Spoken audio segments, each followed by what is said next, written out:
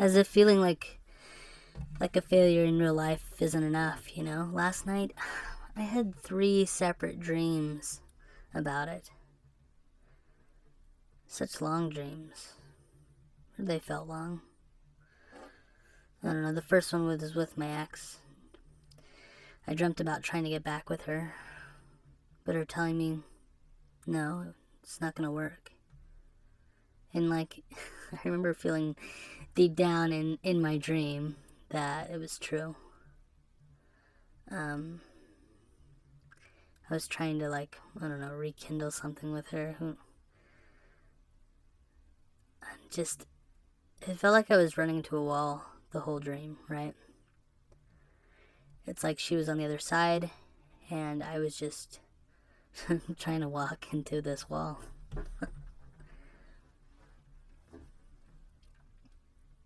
And the next dream was,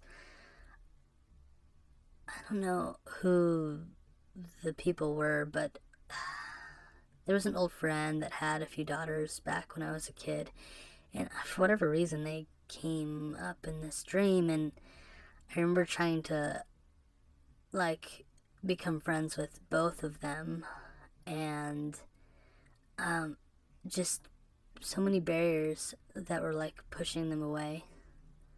Like I couldn't be with anybody, which is how I feel in real life too. But I mean, it sucks. It'd be nice to have some kind of good dreams. I don't really have, like, it's funny, for like having been addicted to like sex and stuff, like I don't really have those kind of dreams. It's like my body is like, you're not good enough to have that. Does that make sense? I don't know. But I don't really have those dreams that often. Honestly, I didn't even have those dreams as a kid. I don't know. For whatever reason, and maybe this is from my childhood, but I get a lot of dreams with dinosaurs. I think Jurassic Park was that traumatic for me as a 7-year-old or 6-year-old when I watched it. Yeah, those tend to creep in there every once in a while, and it's always like trying to get away, right? Trying to run away. Of course, there was that creepy dream where that old lady like was chasing me the whole time. That was no fun. But I don't know. It's like nice to dream, but when none of them are good, like you don't wake up very refreshed and happy. Just stressed and depressed. That's how this morning was. I just woke up and stressed and depressed. Um, for the longest time, I don't know, marriage or whatnot, I would, I guess this is something that's more common that people don't talk about, but like, it's called sex insomnia. And maybe it's from the sexual addiction, I don't know. I've actually talked to another ADHD kid, just like me, that has this issue too. And I don't know if it's associated with my bedwetting or what, but like in the middle of the night, I'll be sleeping, and then if I'm next to someone who, or like my ex, or like I'll try to initiate things, but I'll be completely asleep.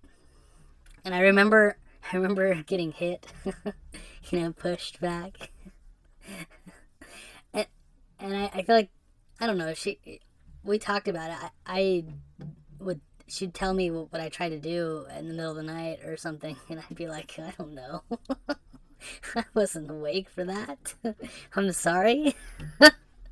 I don't know. I am sorry. Like, but it's hard to apologize for something that you don't know what's going on, right? So, um, ugh. Anyway, dreams. What else? Well, I haven't talked about sexual addiction for a while. Sexual addiction has been in my life for as long as I can remember. 3 or 4. I was 3 or 4 years old when that started. And yes, addiction to pornography is real, for people that don't think it is. Even though I was a teenager, you know, a young teenager, living with my dad. My dad wasn't around because of work, or maybe he was out with girlfriends or partying, or I don't know what he was doing. I remember there was so many nights where I was all alone. And this was back in the 90s, right, when the internet was coming out. And I remember just being online for like 8 hours looking at pornography. 8 to 10 hours. Most of my day, actually. Um, so I would consider that an addiction. I know it was my youth, but that carried through pretty heavily until, well, into my marriage, too, you know. Like, I couldn't not look at it still, and I still do it today. It's not nearly as heavy, though. I think that part's gone away. Although I joke about it and say that my the process of my divorce and everything turned me asexual, but that's not true. I think, and the weight gain doesn't help with that kind of stuff. But it's kind of better.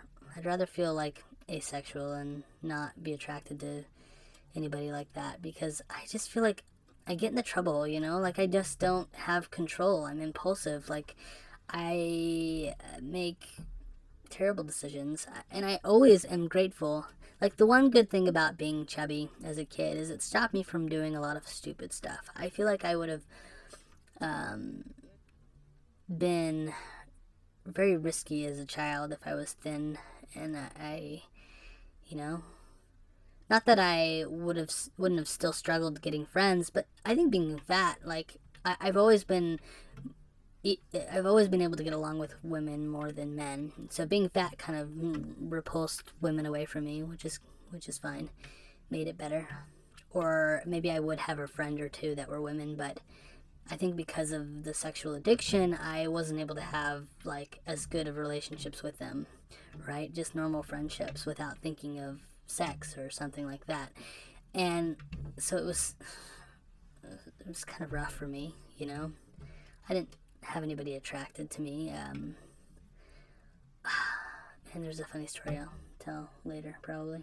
But, so I don't know. I feel like in part that kind of saved me, or maybe it repressed those feelings too much. I think I would have made some mistakes that I would have severely regretted. Because when you look at pornography, you know, you really don't, it's not real life, you know, like a real relationship. And when you don't date anybody as well, like you don't go on healthy dates with girls, or like have positive interactions with girls because you're chubby or fat, you don't really develop that social skill of being able to talk with girls, you know, or being able to like healthily ask a girl out, or even when you go on a date, like to have a healthy interaction, because your mind is skewed, or either that, or you think it's too like the movies or romantic or whatever, and that's a turnoff. That's not real, you know. So, and this is all from trial and error, because I had dated since quite a bit, even before and after my marriage, and you know, I still struggle with this. I think I'm way better now, but still, like, I feel that skewed my ability to date like normally.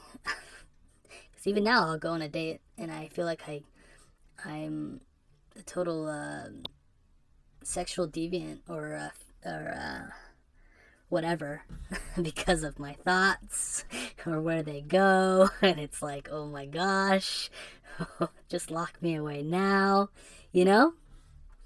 Like, it's rough going on a date with a girl and trying to have a healthy relationship and thinking you're a sexual deviant. Especially, it doesn't do good for your self-esteem, pornography, right? You get addicted to that, and you know, you have these weird, you know, fantasies and thoughts, and you know, how could any partner or potential partner ever accept that from you, you know?